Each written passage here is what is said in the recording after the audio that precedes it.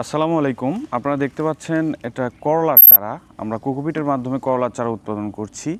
অনেকেই কিন্তু আমাদের কাছে ফোন করার পরে চারা তাদেরকে সময় মতো আমরা ডেলিভারি দিতে পারিনি। এর কারণ হচ্ছে আমার উৎপাদনের চাহিদা বেশি থাকার কারণে।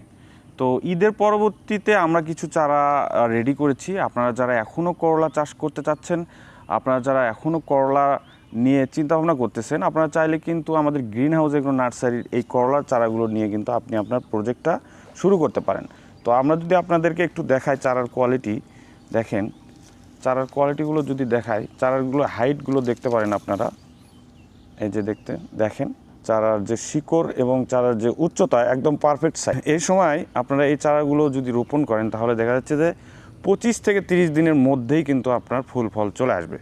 তো স্ক্রিনে দেওয়া নাম্বারে যোগাযোগ করে আপনারা কিন্তু এই করলা চারাগুলো সংগ্রহ করতে পারবেন। তো সবাই ভালো থাকবেন, সুস্থ থাকবেন। আসসালামু আলাইকুম।